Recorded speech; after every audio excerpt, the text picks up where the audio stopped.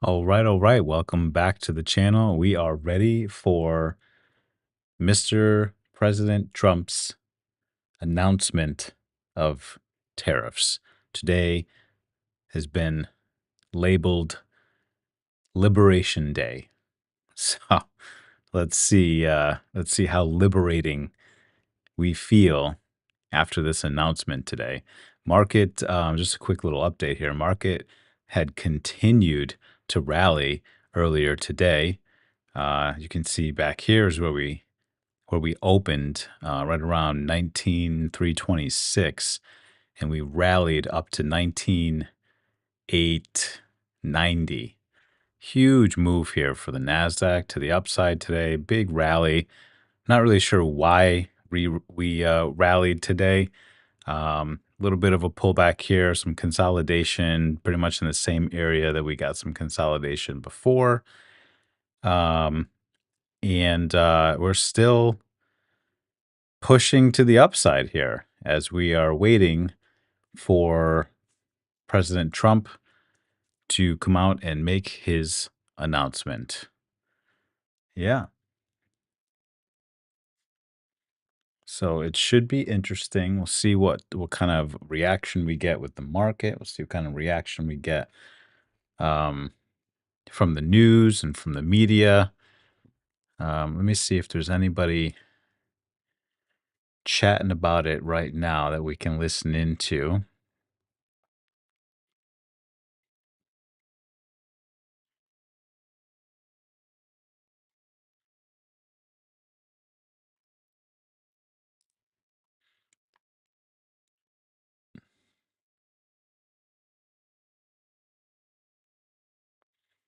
What do we got here? We got an FBI hearing going on.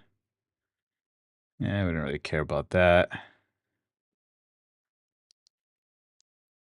Let's see.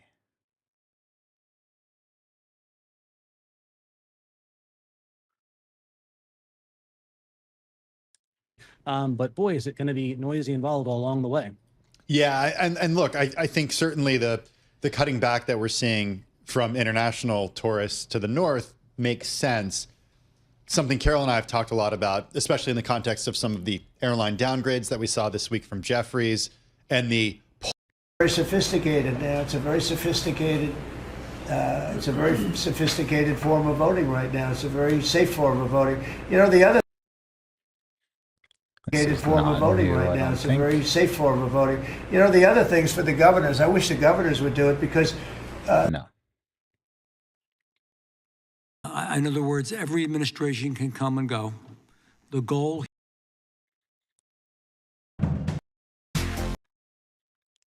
I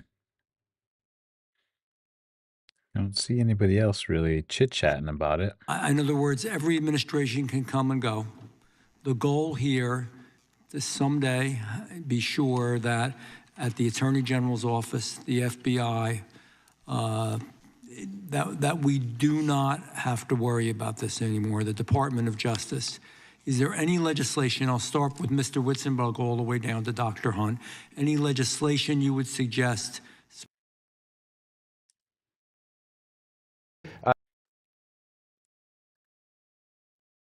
Now, when you're looking at a company that might be well positioned for less travel, less discretionary, more spending at home, and not a lot of exposure to tariffs. Stay at home, work the lawn. The target's at 70. The average target on the street is 78 per Bloomberg. Stock is just, I mean, it's in the red this year and over the.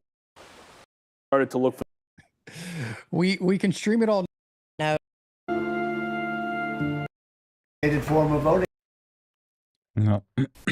I guess we're just gonna wait for. How about that? The actual live stream to happen here. In other words, every administration can come and go.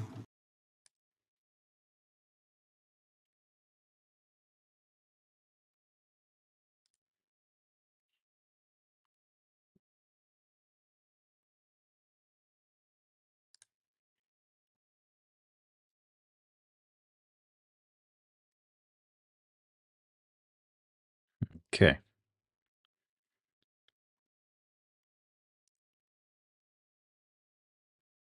All All right, we got this ready here. We'll see what time he comes out, if he's going to be on time or not. That's going to be the question. Will the president be on time?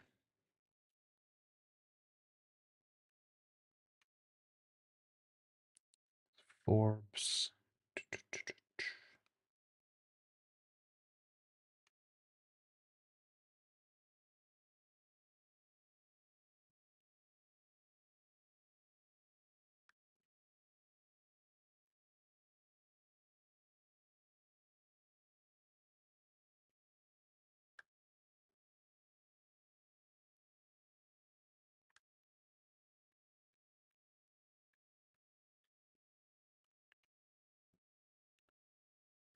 All right.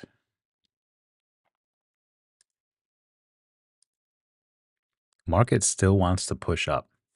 Craziness here. Craziness. Market still wants to push up. Yeah.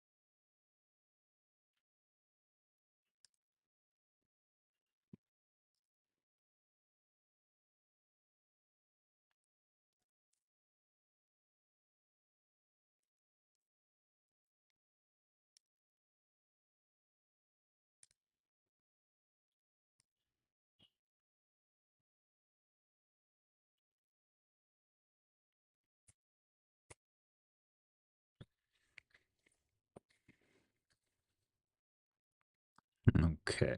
It's going to be interesting, I think.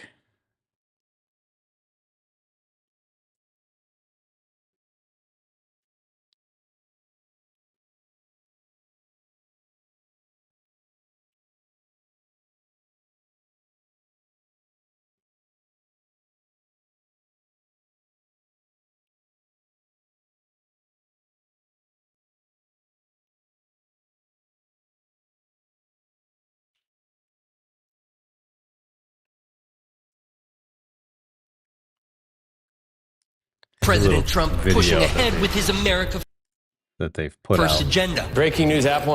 It's like a little commercial for Liberation Day today. Let's watch this while we're waiting. There we go.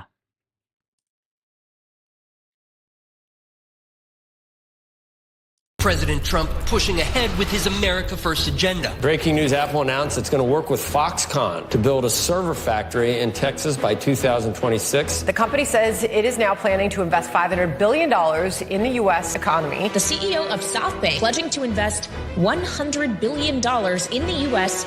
over the next 4 years. This is President Trump delivering on the promise he made to the American people on the campaign trail. The idea is come to America, build greatness in America, build for the American customers. Project Stargate. It's a joint venture between SoftBank, Oracle, and OpenAI, and they're going to create a data center that will eventually be expanded to other states. Shows people are listening to Mr. Trump's pitch to bring new industry to America. This is the latest pledge from a foreign business leader promising to spend big in the U.S. as a result of Trump's election victory. Founder of the property development company DeMac Properties is pledging the money. President Trump announcing $100 billion investment from Taiwan Semiconductor, bringing the company's total American investments to $165 billion. The most powerful AI chips in the world will be made right here in America. Things happen so quickly in the Trump world, right? It's 100 days. Right. It feels like it's 100 months. This is leadership. This is taking control of the problem for military, for everything, for industrial, for our economy.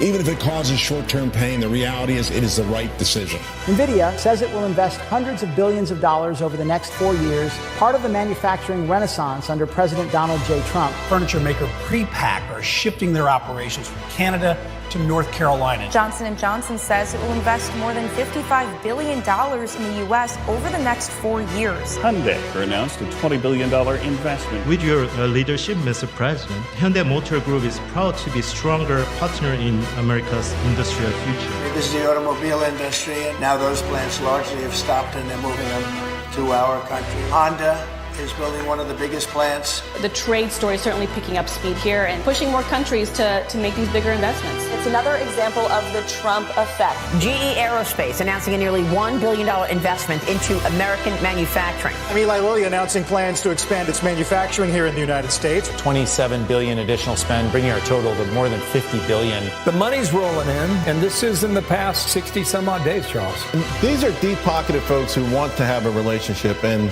it's just smart moves. We are CMA CGM, one of the leaders in shipping and logistics around the world. Today, we are investing $20 billion. Foreign leaders from around the world, investors from Silicon Valley to Wall Street to Main Street have confidence again in our economy and our markets and in President Trump. The Trump effect this morning, a string of massive wins for American manufacturing. The numbers speak for themselves. Wisconsin-based Clarios is putting up $6 billion to expand its American operation. And what's driving these decisions? Well, President Trump's aggressive Made in America policies and his commitment to bringing industry back to American soil.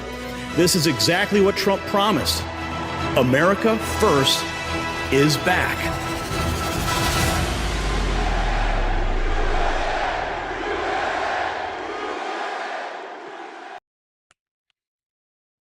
A little preview there of what's to come. The White House put that out this morning here.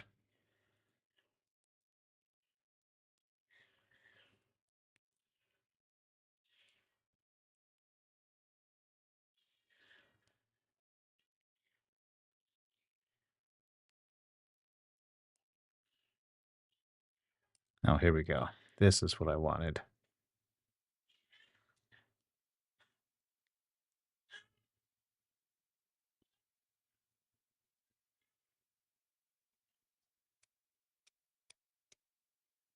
Perfect. Got the feed right from the White House.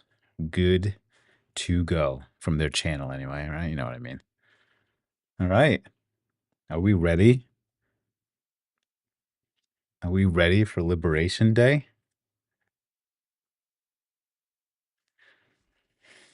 I don't know. Is the world ready? Are the markets ready? Interesting how we're doing this at 4 p.m. when the markets close. All right. Let's see.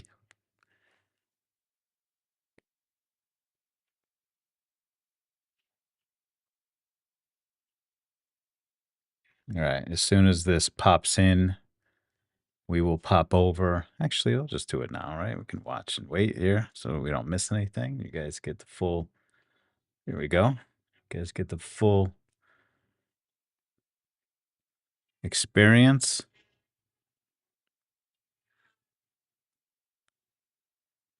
All right.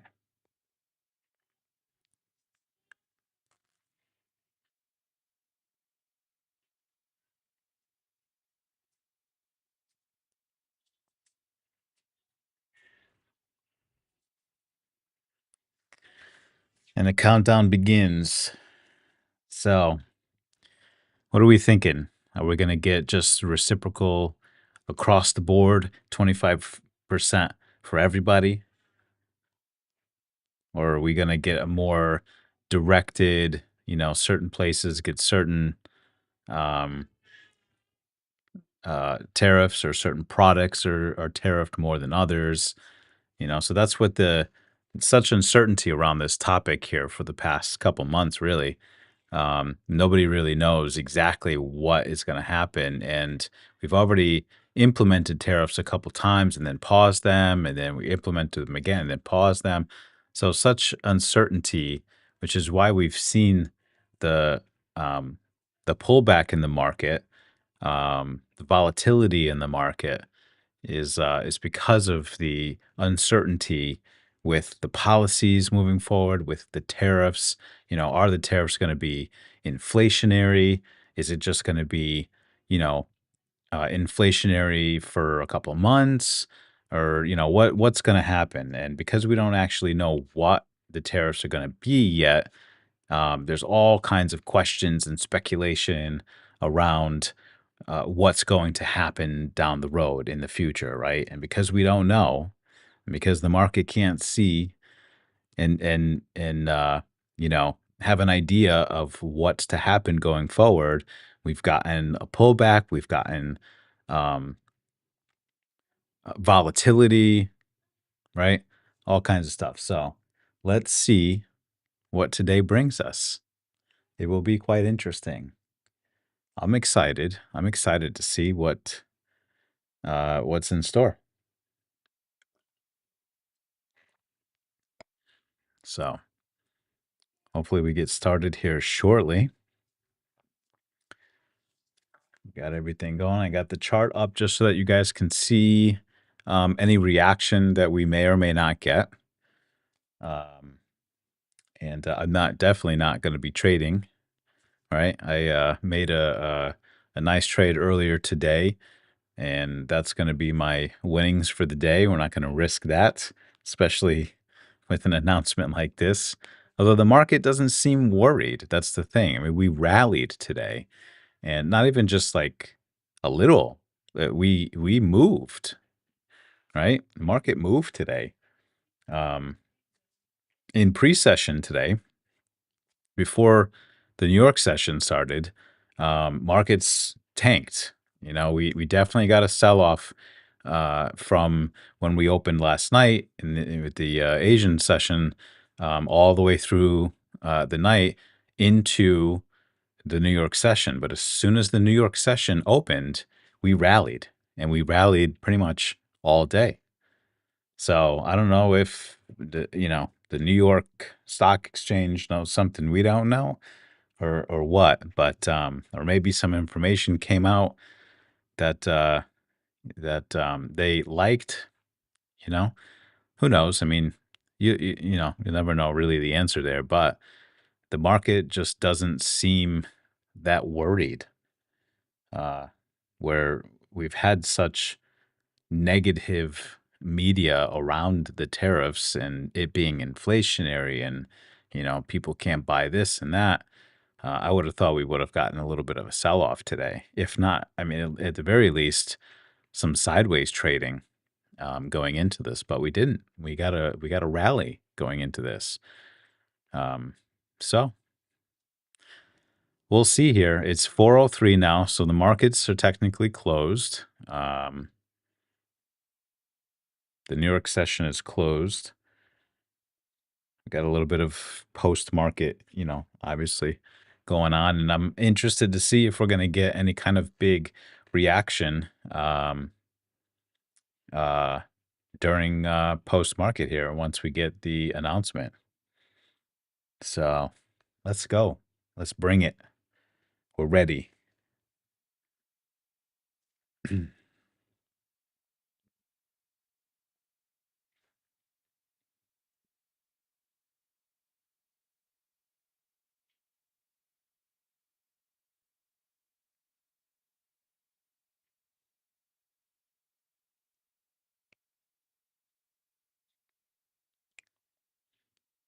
Okay.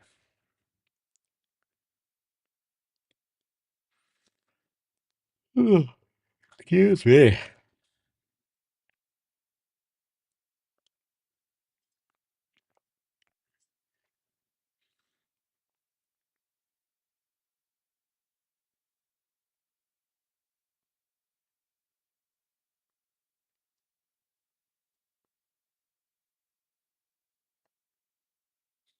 Let's go. Let's go. Let's go.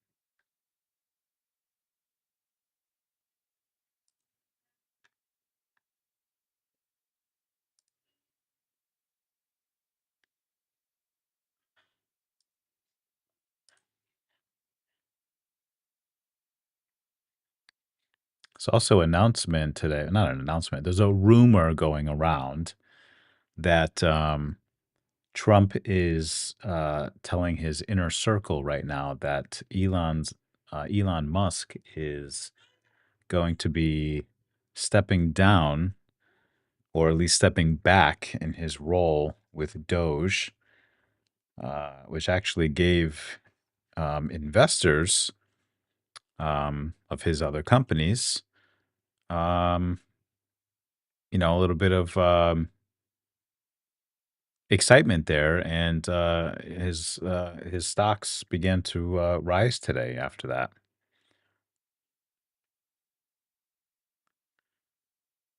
So that's interesting. We also had some news that. Ladies and Here we gentlemen, go. the President of the United States.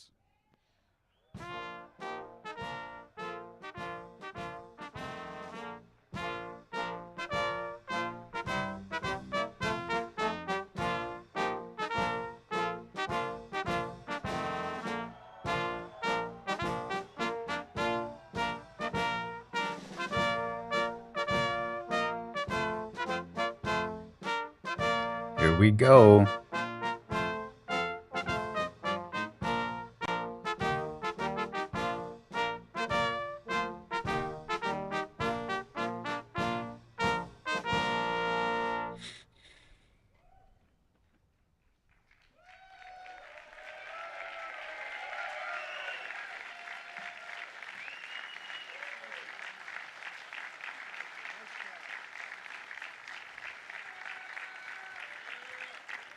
Thank you very much.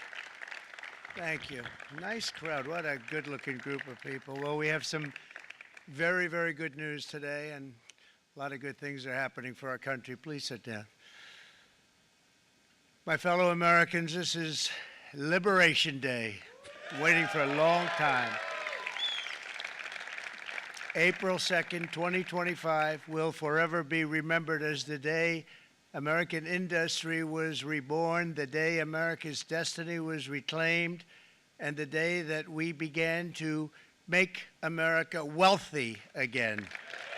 We're going to make it wealthy, good and wealthy. For decades, our country has been looted, pillaged, raped, and plundered by nations near and far, both friend and foe alike. American steelworkers, auto workers, farmers, and skilled craftsmen, we have a lot of them here with us today. They really suffered gravely. They watched in anguish as foreign leaders have stolen our jobs, foreign cheaters have ransacked our factories, and foreign scavengers have torn apart our once beautiful American dream. We had an American dream that you don't hear so much about. You did 4 years ago, and you are now, but you don't too often, and for many years and decades even, you didn't hear too much about. Our country and its taxpayers have been ripped off for more than 50 years, but it is not going to happen anymore. It's not going to happen. In a few moments, I will sign a historic executive order instituting reciprocal tariffs on countries throughout the world. Reciprocal, that means they do it to us and we do it to them. Very simple. Can't get any simpler than that. This is one of the most important days, in my opinion, in American history. It's our declaration of economic independence. For years, hardworking American citizens were forced to sit on the sidelines as other nations got rich and powerful, much of it at our expense. But now it's our turn to prosper, and in so doing, use trillions and trillions of dollars to reduce our taxes and pay down our national debt, and it'll all happen very quickly. With today's action, we are finally going to be able to make America great again, greater than ever before.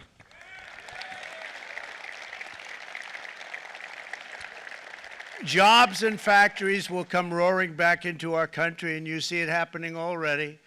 We will supercharge our domestic industrial base. We will pry open foreign markets and break down foreign trade barriers. And ultimately, more production at home will mean stronger competition and lower prices for consumers.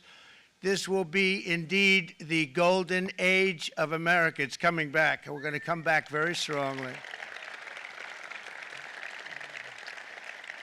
We're pleased to be joined on this momentous occasion by Vice President J.D. Vance. J.D., thank you. Thank you. Thank you very much. Where are you, J.D.? No, that wasn't too hard to find. I was looking, you know, he likes to take a low-key attitude, so usually we sit right in front. He's gaining a lot of confidence, Mike, isn't he? And nearly my entire cabinet is here, as well as Speaker Mike Johnson, who's done an amazing job. And with the great success we had last night in Florida, we have a majority of 7, and 7's like a lot when we had it at 1, right? You've done a fantastic job, and many of the members of the House and Senate are with us. Senators, Congressmen, thank you all for being with us. We appreciate it. For decades, the United States slashed our trade barriers on other countries, while those nations placed massive tariffs on our products and created outrageous non-monetary barriers to decimate our industries. And in many cases, the non-monetary barriers were worse than the monetary ones. They manipulated their currencies, subsidized their exports, stole our intellectual property, imposed exorbitant VAT taxes to disadvantage our products, adopted unfair rules and technical standards, and created filthy pollution havens. They were absolutely filthy, but they always came to us and they said, we're violating, we should pay for it. It's all detailed in a very big report by the U.S. Trade Representative on Foreign Trade Barriers, and I'll just hold it up for you. It's available, and you don't have to pay too much. As I understand it, you'll pay nothing. It's a lot of work for something, actually, because it's a special book. It's very, frankly, it's very upsetting when you read it, when you see what people have been doing to us for 30 years. This all happened with no response from the United States of America, none whatsoever. But those days are over. Let me offer just a few examples of the vicious attacks our workers have faced for so many years. The United States charges other countries only a 2.4 tariff on motorcycles. Meanwhile, Thailand and others are charging much higher prices, like 60%. India charges 70%. Vietnam charges 75%, and others are even higher than that. Likewise, until today, the United States has for decades charged a 2.5 tariff. Think of that, 2.5% on foreign-made automobiles. The European Union charges us more than 10% tariffs, and they have 20% VATs, much, much higher. India charges 70%, and perhaps worst of all are the non-monetary restrictions imposed by South Korea, Japan, and very many other nations. As a result of these colossal trade barriers, 81% of the cars in South Korea are made in South Korea. 94% of the cars in Japan are made in Japan. Toyota sells 1 million foreign-made automobiles into the United States, and General Motors sells almost none. Ford sells very little. None of our companies are allowed to go into other countries. And I say that, friend and foe, and in many cases, the friend is worse than the foe in terms of trade. But such horrendous imbalances have devastated our industrial base and put our national security at risk. I don't blame these other countries at all for this calamity. I blame former presidents and past leaders who weren't doing their job. They let it happen, and they let it happen to an extent that nobody can even believe. That's why, effective at midnight, we will impose a 25% tariff on all foreign-made automobiles. We knew that already. That was already announced. Thank you. Brian, I'd like to have you come up here for a second, okay?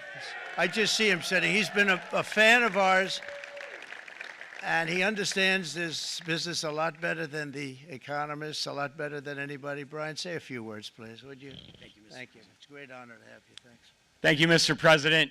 I grew up just north of Detroit, Michigan, in Macomb County, known as the home of the Reagan Democrats. my first vote for president was for Ronald Reagan. I thought that was going to be the best president I ever saw in my lifetime until Donald J. Trump came along. I have watched my entire life, I have watched plant after plant after plant in Detroit and in the metro Detroit area close. There are now plants sitting idle. There are now plants that are underutilized. And Donald Trump's policies are going to bring product back into those underutilized plants. There's going to be new investment. There's going to be new plants built. And the UAW members, and I brought 20 of them with me, they're sitting right over here. We support Donald Trump's policies on tariffs 100%. So, Mr. President, we can't thank you enough. And in 6 months or a year, we're going to begin to see the benefits. I can't wait to see what's happening 3 or 4 years down the road. Thank you, Mr. President. The market is moving. What a great guy. He got it right from the beginning. He got it before almost anybody else. This group over there, they got it too. And you know, we won the state of Michigan. We won almost all of them, but we won Michigan by a lot, and I want to just thank you all. The auto workers were fantastic. The Teamsters were fantastic. Everyone was pretty good, I will tell you. Thank you very much. I appreciate it. You're going to be very happy very soon, and you probably see what's happening with all of the, not only car companies, but car companies in particular. See it with all of the ones they're moving, they're announcing day in, day out. You're seeing it. Nobody's ever seen anything like that. With today's actions, we're also standing up for our great farmers and ranchers who are brutalized by nations all over the world. It's brutalized. Canada, by the way, imposes a 250 to 300% tariff on many of our dairy products. They do the first can of milk. They do the first little carton of milk at a very low price, but after that it gets bad, and then it gets up to 275, 300%. So when they're figuring what's Canada charging, they say, oh, about 2%, 3%. But take a look at what happens down the road. When you look a little bit, it's not a pretty picture, and we don't like it, and it's not fair. It's not fair to our farmers. It's not fair to our country. And with countries like Canada, you know, we subsidize a lot of countries and keep them going and keep them in business. In the case of Mexico, it's $300 billion a year. In the case of Canada, it's close to $200 billion a year. And I say, why are we doing this? Why are we doing this? I mean, at what point do we say, you got to work for yourselves, and you got to, this is why we have the big deficits. This is why we have that amount of debt that's been placed on our heads over the last number of years, and we're really not taking it anymore.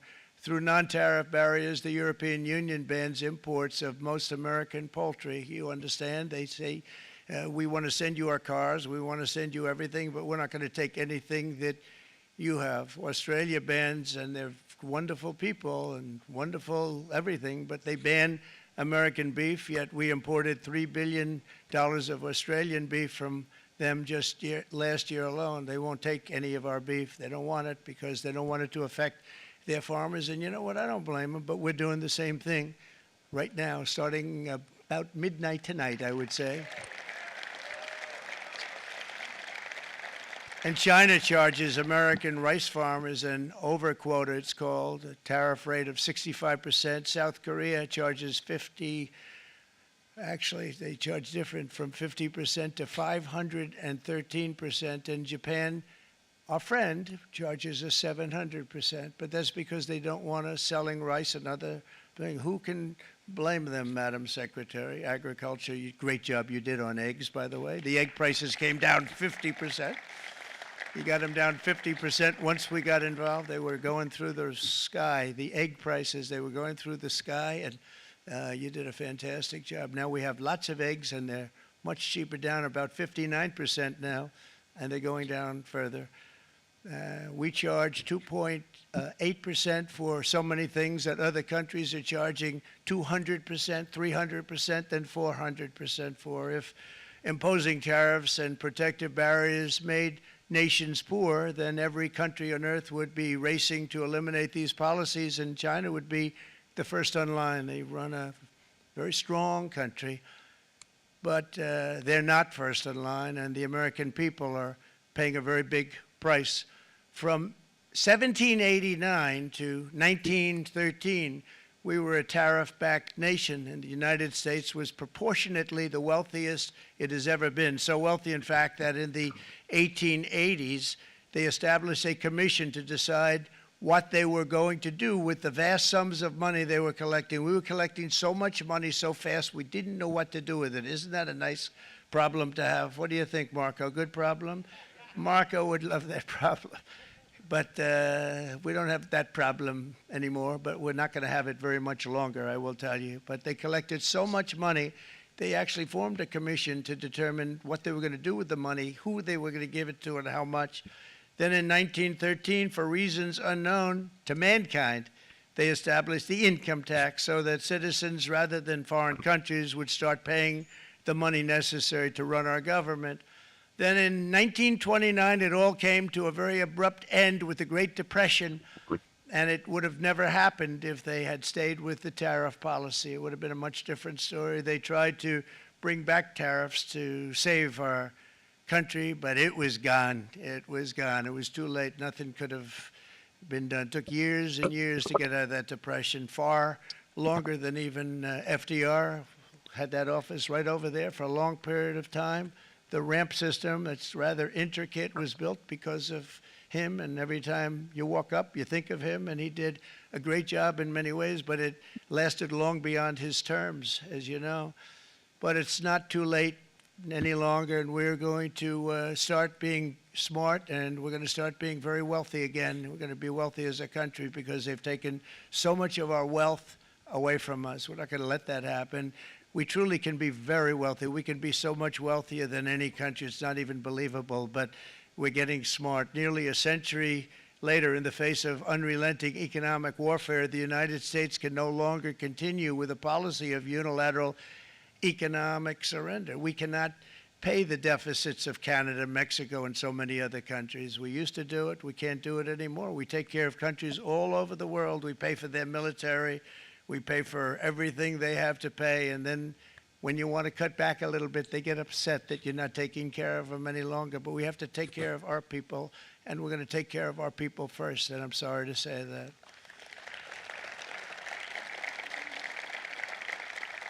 And today we're standing up for the American worker, and we are finally putting America first. All right, tell us what the tariffs are going to be. In sleepy Joe Biden's last year in office, the United States hemorrhaged 100,000 manufacturing jobs, and the number was going through the roof at levels never seen before. And our trade deficit reached a record $1.2 trillion, which is unheard of. Since the beginning of NAFTA, the worst trade deal ever made. It was a horror show. I was able to terminate it. They all said you'd never be able to get it out. We had to get approval from Congress to get it terminated. We had to live with that deal. It was the worst trade deal ever made by far. But since the very beginning of NAFTA, our country lost 90,000 factories. Think of what that is, 90,000. Think about putting a map up and putting tax on it. You wouldn't have enough room. 90,000. I said, is that possible? We had it checked 4 different times, and it was actually somewhat higher than that. And 5 million manufacturing jobs were lost while racking up trade deficits of $19 trillion. That was the worst trade deal ever made. As a result of these gigantic losses, foreign nations now own $26 trillion more of American assets than think of this, than the Americans own of their own foreign assets or other foreign assets. The United States can no longer produce enough antibiotics to treat our sick. We have a tremendous problem. We have to go to foreign countries to treat our sick. If anything ever happened from a war standpoint, we wouldn't be able to do it. We import virtually all of our computers, phones, televisions, and electronics. We used to dominate the field, and now we import it all from different countries. A single shipyard in China now produces more ships every year than all of the American shipyards combined. Think of that. And it was a business that we used to dominate. We used to dominate it totally. In short, chronic trade deficits are no longer merely an economic problem. They're a national emergency that threatens our security and our very way of life. It's a very great threat to our country. And for these reasons, starting tomorrow, the United States will implement reciprocal tariffs on other nations. It's been a long time since we even thought of that. We used to think about it a lot. We didn't think about it Right. for Let's tell us many what they are. decades, and you see what's happened. For nations that treat us badly, we will calculate the combined rate of all their tariffs, non-monetary barriers, and other forms of cheating.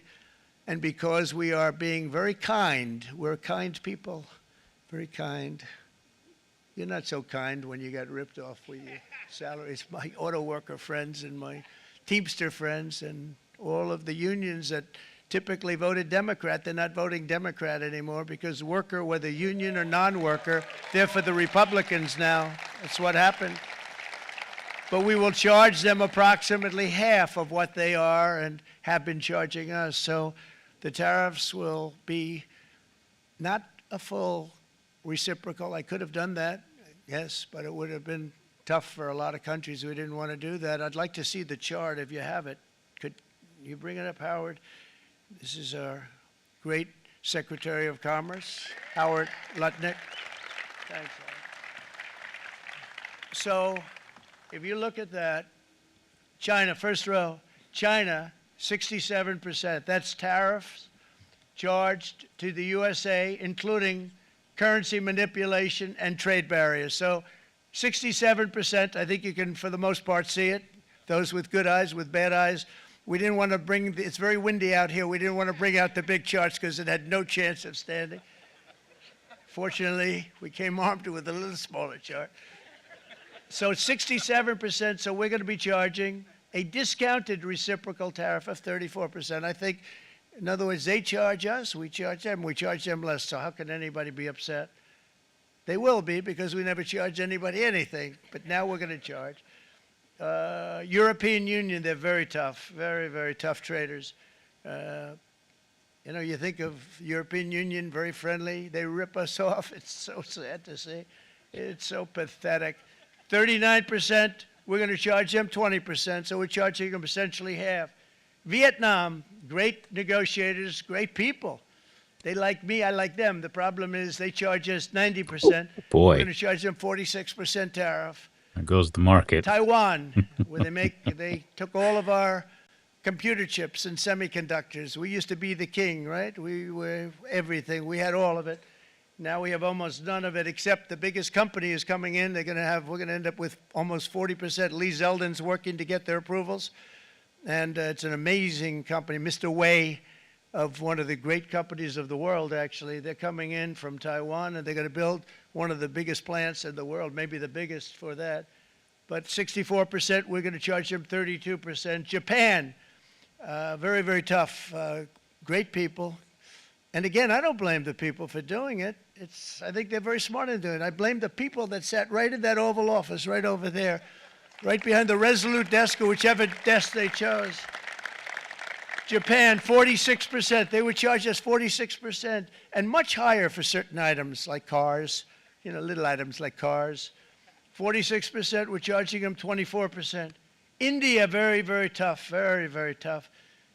The Prime Minister just left, and he's a great friend of mine, but I said, you're a friend of mine, but you're not treating us right. They charge us 52%. You have to understand, we charge them almost nothing for years and years and decades, and it was only 7 years ago when I came in, we started with China and charged them. We took in hundreds of billions of dollars from China in tariffs. And they understood, honestly. President Xi understood. He said, look, I understand. And the other countries, and they all understand. We're going to have to go through a little tough love, maybe, but they all understand. They're ripping us off, and they understood it. Prime Minister of Japan, Shinzo Abe. He was a fantastic man. He was unfortunately taken from us, assassination. But I went to him and I said, Shinzo, we have to do something. A trade is not fair. And he said, I know that, I know that. And he was a great gentleman. He was a fantastic man, but he understood immediately what I was talking about. I said, Shinzo, we have to do something. He said, I know that. And we worked out a deal, and it would have been a much better deal, but frankly, there were many years left on the deal that was made previous to my getting there, but it It was something. If you look at Switzerland, 61% to 31%. Indonesia, Malaysia, Cambodia. Oh, look at Cambodia, 97%. We're going to bring it down to 49. They made a fortune with the United States of America. United Kingdom, 10%, and we'll go 10%. So we'll do the same thing. South Africa, 60%, 30%, and they've got some bad things going on in South Africa. You know, we're paying them billions of dollars, and we cut the funding because a lot of bad things are happening in South Africa. The fake news ought to be looking at it. They don't want to report it.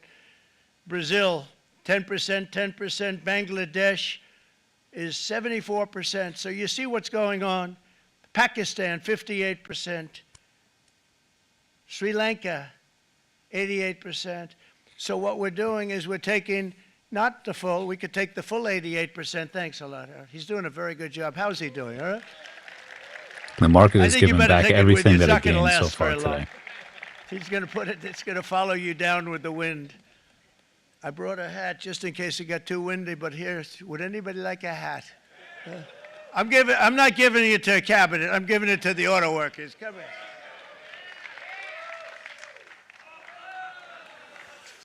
Thank you, fellas. Get it. That's it.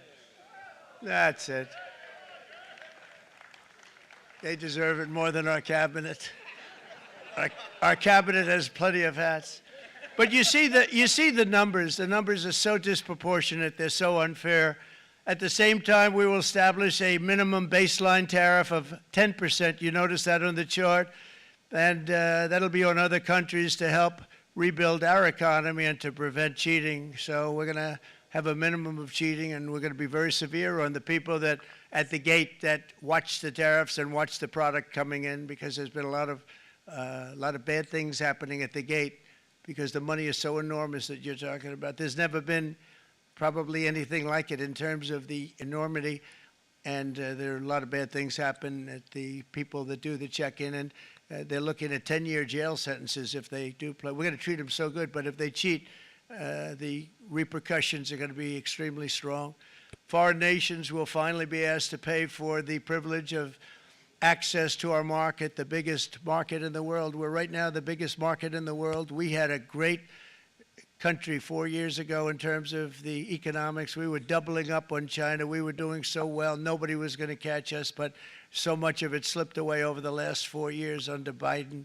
I campaigned on this policy throughout last year, and today that promise was made, and it was also a promise, as you know, that was kept. Promises made, promises kept. To any company that objects to our common sense reciprocal tariffs, again, reciprocal, back and forth, back and forth. And I call this kind reciprocal. This is not full reciprocal. This is kind reciprocal. But what we do is we cut it in half. We charge them. My answer is very simple if they complain. If you want your tariff rate to be zero, then you build your product right here in America, because there is no tariff if you build your plant, your product in America. And we've seen companies coming in like we've never seen before. Likewise to all of the foreign presidents, prime ministers, kings, queens, ambassadors, and everyone else who will soon be calling to ask for exemptions from these tariffs. I say, terminate your own tariffs, drop your barriers, don't manipulate your currencies. They manipulate their currencies like nobody can even believe, which is a bad, bad thing and very devastating to us. And start buying tens of billions of dollars of American goods. Tariffs give our country protection against those that would do us economic harm. And many people were looking to do us economic harm. Maybe not so obviously, but they were doing tremendous economic harm. But even more importantly, they will give us growth. These tariffs are going to give us growth like you haven't seen before, and it'll be something very special to watch. I am so looking forward, and Brian, it's going to happen even faster than you said. You know, you might say, but it's already started. It's already started. Work's already begun on plants all around the country, and you see that as before. These are big, rich companies. We have $61 billion started on a big plant going up. It's going to be announced over the next 2 days, and they already started work. Many of these the biggest companies in the world, they've committed to build, build, build. We're going to build, build, build, sir. And they came here to see me, and they wanted to know if they could have a press conference. I do as many as I can. I'm pretty busy trying to stop Russia and Ukraine and the Middle East. We got to stop that. We got to stop the Houthis, which we're making tremendous. They like shooting ships down and out of the water, sinking ships. They get a kick out of it, but they're not getting such a kick out of it now, are they, Mr. Secretary? They're not getting such a kick out of that now.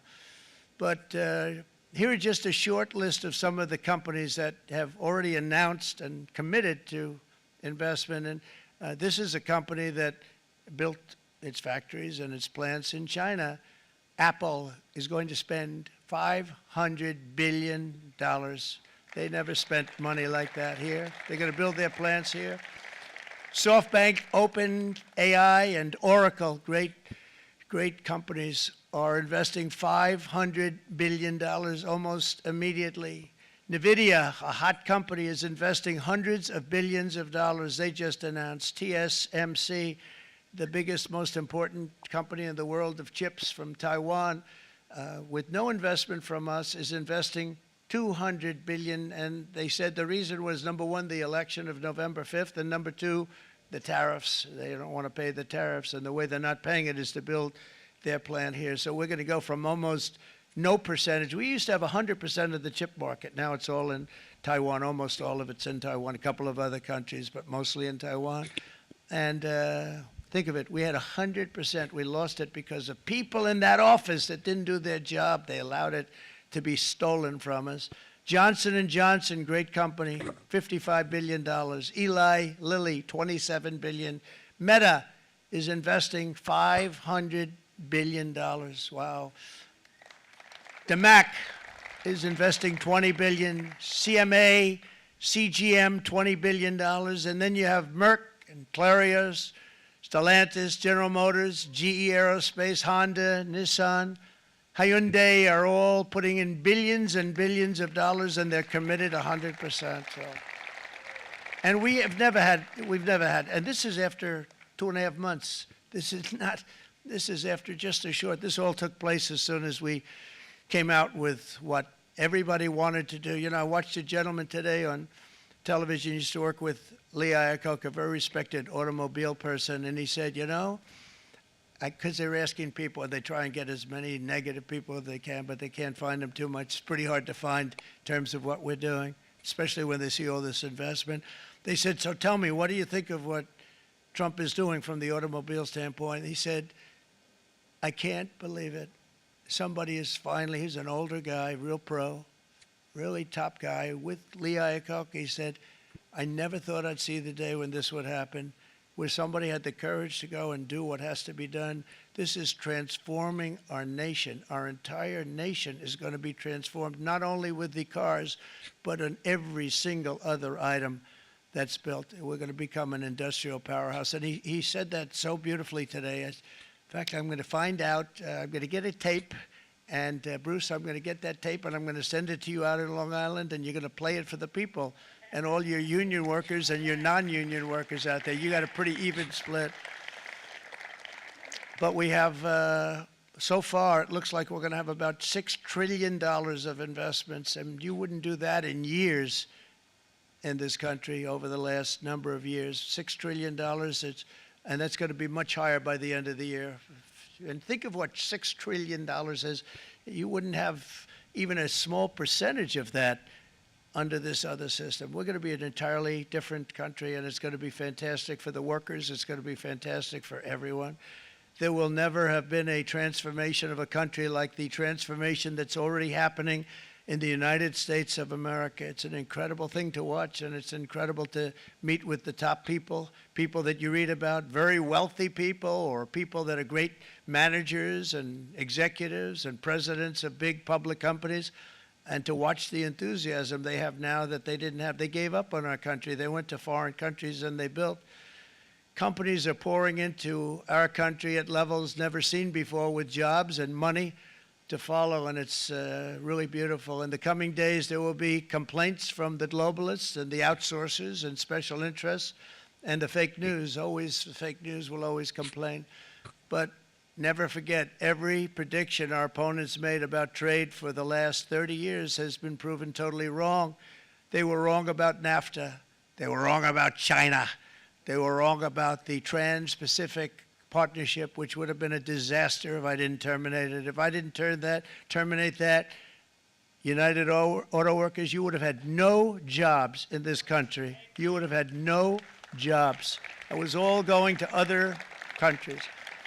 In my first term, they said tariffs would crash the economy. Instead, we built the greatest economy in the history of the world. And again, I have great respect for President Xi of China, great respect for China, but they were taking tremendous advantage of us, and I commend them for that. I say, hey, if you can get away with it, that's okay. But, you know, they understand exactly what's happening, and they probably, most of them are saying it's about time they did something, but, and they're going to fight, and they're going to fight fair. Everyone's going to fight. You know, it's like, I say to the leaders, look, you got to take care of your country, but we have to start taking care of our country now. We can't do what we've been doing for the last 50 years. From the day of my election, the stock market went up in my first term 88%, with NASDAQ going up 155%, more than any president has ever had in any term in office, by far.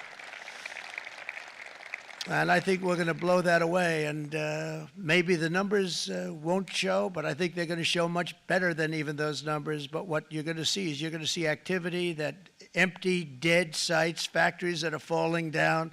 Those factories will be knocked down, and they're going to have brand new factories built in their place. They're not only talking about renovating, they're talking about brand new, the best anywhere in the world, the biggest anywhere in the world. I have a friend who builds car plants, and I said, I want to see the biggest and the best. He said, well, we have to go to Mexico. I said, no, I want to see it in the United States. He said, we're not building them in there. This is a year and a half ago during the campaign. He said, we're not building it. You'd have to go to Mexico.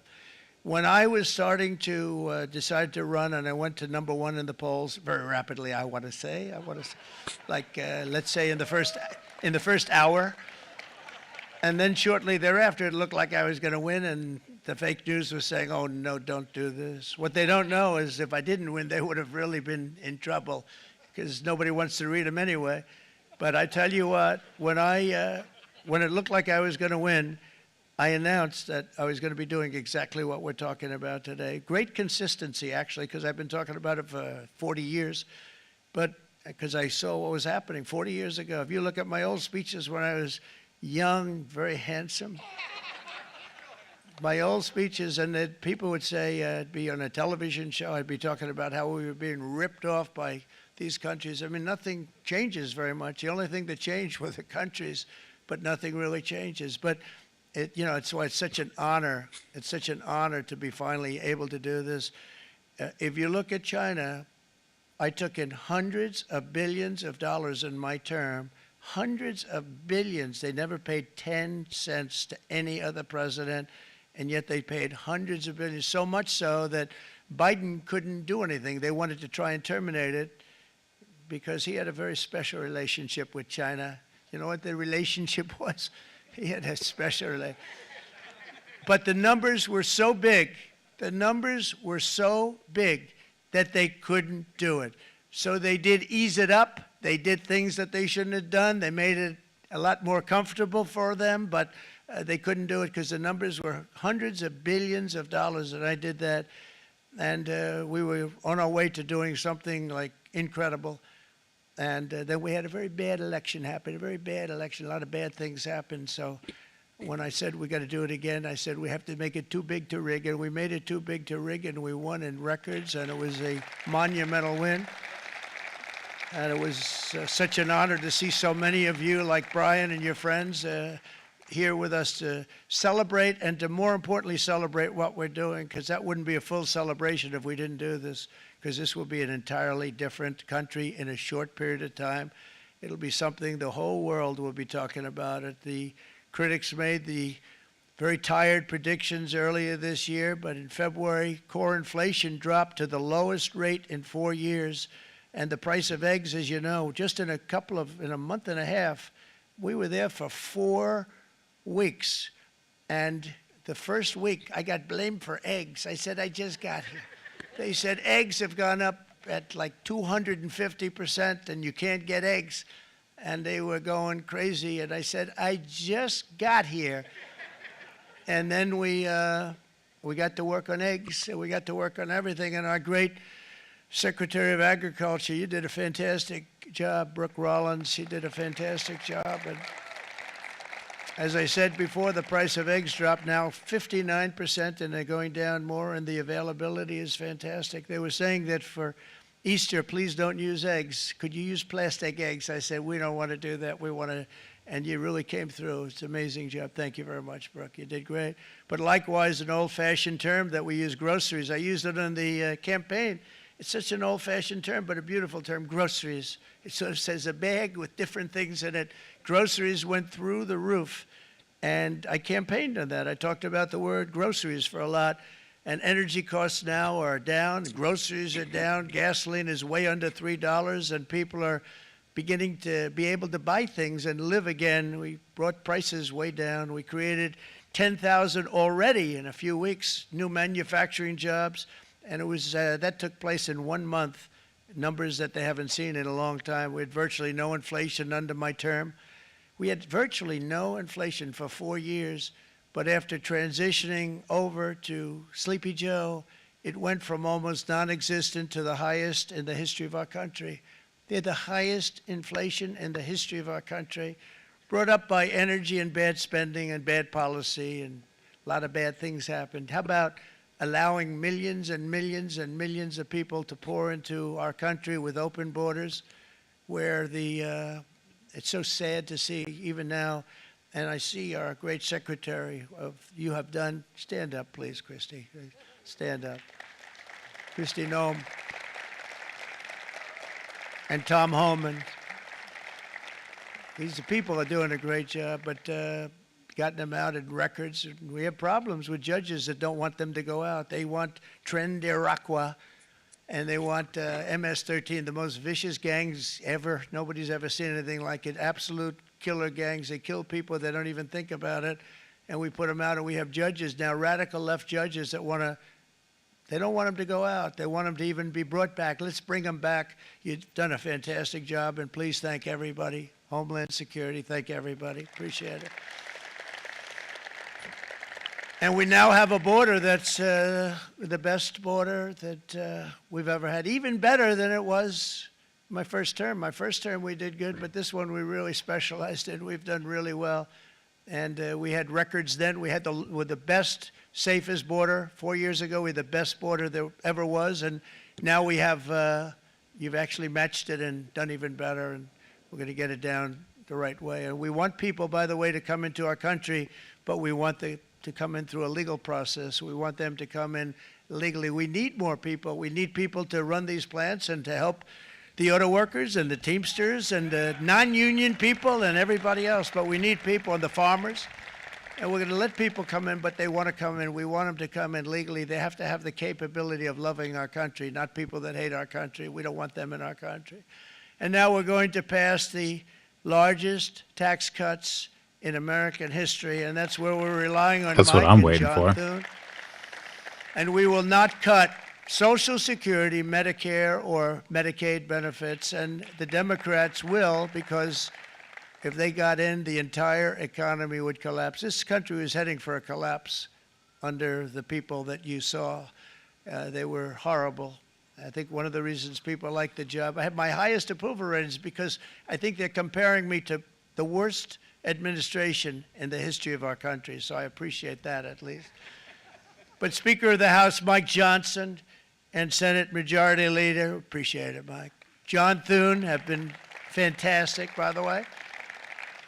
But they've been working tirelessly on taking the next step to pass the plan for our one big, beautiful bill. I'd like to name it that if you can. One big, beautiful. I made that statement about 6 months ago, and everybody calls it one big, beautiful bill. And it will be that. It'll have everything, the big tax cuts and every incentive there is. And it'll be fantastic. And by the way, for the cars, we're asking for an interest deduction on a loan. So if you build the car, only in America we do it, Brian. If the car's not built in America, you don't get the interest rate deduction. But if you build the car in America, if you buy a car, if it's built in America, then you get an interest rate deduction, tax deduction, and that's a big thing. That's going to be a big thing. I think that's going to pay for itself very quickly, that deduction. Never happened. We've never had anything like that before. Somebody said, where do you get the idea? Because it's so basic. You would think that would have happened a long time ago. It never did, and I'm very happy it didn't, because now I can say that was my idea. But we're going to get us closer to the debt extension. We have to get the debt extension passed, and I know you're going to be able to do that, Mike, and it's very important that you do that. And all of the other things that the Senate budget plan gives us, along with working, because I know they're working together, John and Mike, and the two bills are going very well together. We need to get our shared priorities done, including certain permanent tax cuts. We want the tax cuts to be permanent, spending cuts, energy and historic investments in defense, border, and so much more. We're covering everything. These will be phenomenal. There'll be no bill like this going to straighten. One bill is going to straighten out our country for many, many years to come. And we said, let's just do it and let's get it done. And some guys will love it and some guys will like it a little bit less because they're not getting what they were exactly looking for, but they're getting a lot. They'll never, if we get this done, it'll be the most incredible bill ever passed in the history of our Congress and Senate and congressmen, the senators and the congressmen, many of whom are here today, will be very proud of themselves. I really believe that. It's going to set us on a whole new prosperous path. We're going to cut spending and right-size the budget back to where it should be. We're going to do that very strongly. Thank you, Rick. Thank you. John, thank you. Oh, look at all of our senators over there. Oh, boy, that's a nice group of people. But I won't like them so much if they don't get this bill done. That's a great group, and Congressman, thank you very much. I appreciate it. Tremendous people. The Senate plan is my complete and total support, and the House plan likewise is very similar. They're moving along pretty much at the same clip, and as soon as you're ready, you'll show it to me, and I'm sure it'll have my support, Mike.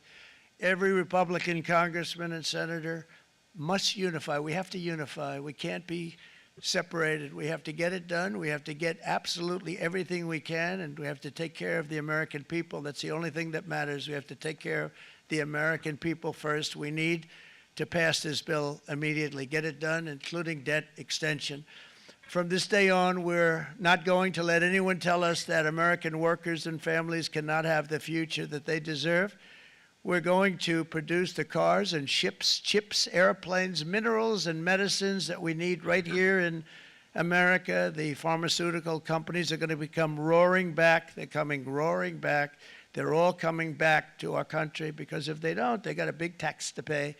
And if they do, I'll be very happy, and you're going to be very happy, and you're going to be very safe. We're going to build our future with American hands, with American heart, American steel, and we're going to build it with American pride like we used to. We're approaching our 100th day as president and have been given credit by a lot of people, actually, even some of the fake news. Can you believe it? Which in this case hopefully isn't fake, for having done more in that time than any other administration in the history of our country in the first 100 days. I think we've had an amazing, in terms of what we've done, what we've gotten accomplished. I'd like to see if we can get that war ended and another war from not starting in the Middle East. We have to get Russia. They're losing 2,000 on average, 2,500 people a day, young people, soldiers, Russian, think of that, 2,500 through some days, but on average, probably over about a 1 week period, it's 2,712, they say. They're losing those soldiers. They're dying. They're being decimated. And they're not from our country, but they're from other countries. But they're human beings. They're from Russia. They're from Ukraine in this period, most of them. And we're going to get it stopped. It's a senseless war that would have never happened if I was president, and it shouldn't be allowed to go on. And I think we're being given good cooperation by Russia and by Ukraine, but we have to get it stopped. It's humanity. It's humanity. It's a terrible thing. This will be a very big moment. I think you're going to remember today. It's going to be a free nation that we're dealing with. We're going to have a very free and beautiful nation. It's going to be Liberation Day in America, and it's going to be a day that hopefully you're going to look back in years to come and you're going to say, you know, he was right. This has turned out to be one of the most important days in the history of our country. God bless you and God bless America. Thank you, everybody. Thank you very much. Thank you. Thank you very much.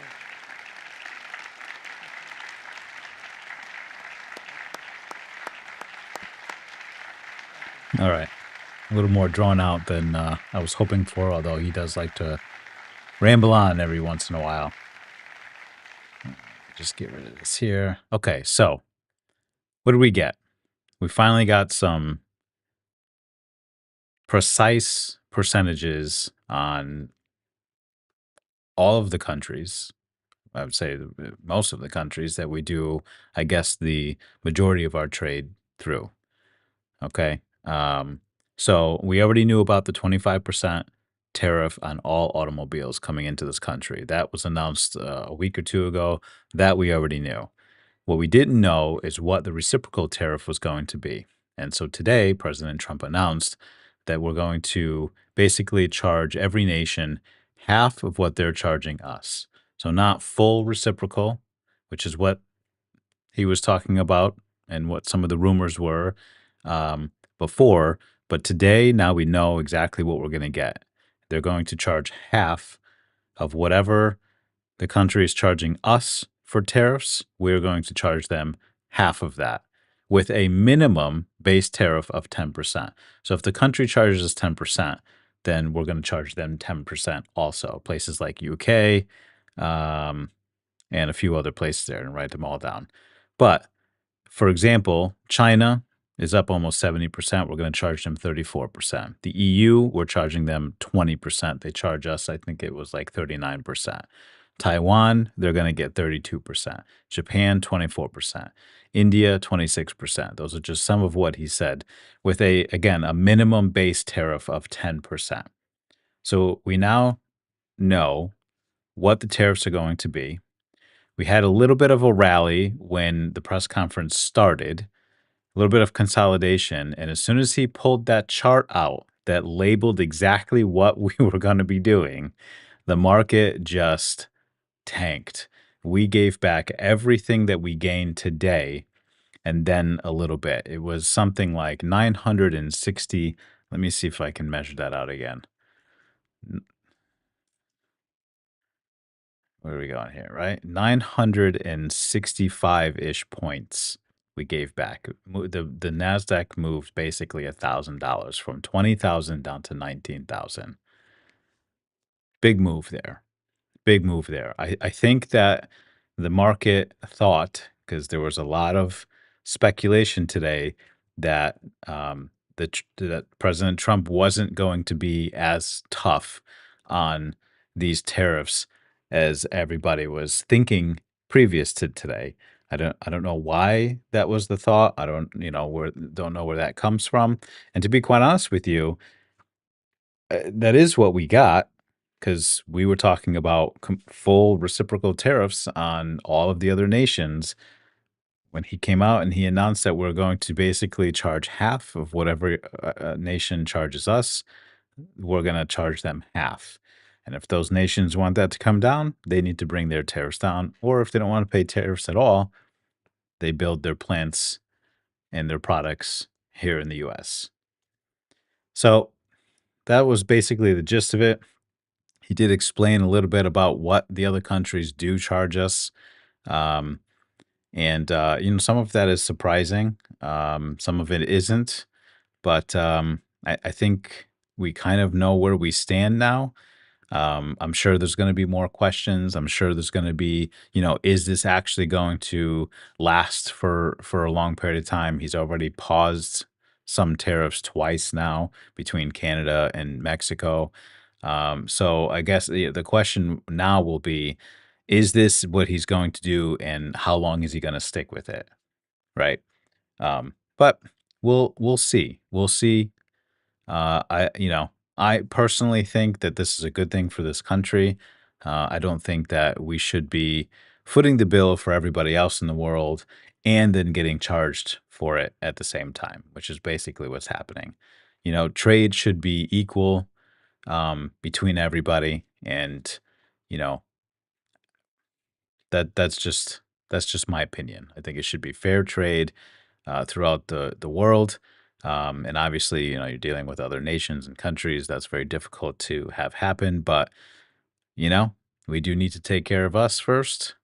And I think that that's what he's trying to do. So let's see. Let's see how these tariffs play out. Let's see what happens. Let's see if we do get a tick up in inflation. Let's see if we do get companies that come here. He already named off a whole bunch of companies that have already stated and committed to spend money in this country building new manufacturing plants to bring the products here so that they don't get charged with those tariffs. Let's see if that continues. And if it does, it's going to be a really good thing. It's going to be a really good thing for this country. So anyway, hey, thanks everyone for watching. I'm glad that I came back on here live. I'm glad that we got to see that. I'm glad that we caught the reaction of the market when he pulled that chart out and everything was labeled there. The market, that was the point that the market decided, yeah, we don't really like this. And it just tanked almost 1,000 points in a matter of minutes. But, this is what I was expecting to happen earlier today. So I guess maybe they were expecting this. Maybe the run happened because they wanted to give themselves some room to fall. We did not break 19,000. We're still holding above that so far. Let's see what happens tomorrow. Right? And we will be live again tomorrow morning. So thank you guys for watching. If you haven't subscribed already, please subscribe to the channel. I would appreciate it. It helps me out. And that way I can continue to bring you guys these videos and these live sessions. And also don't forget to join the free Discord. And the link for that is in the description as well.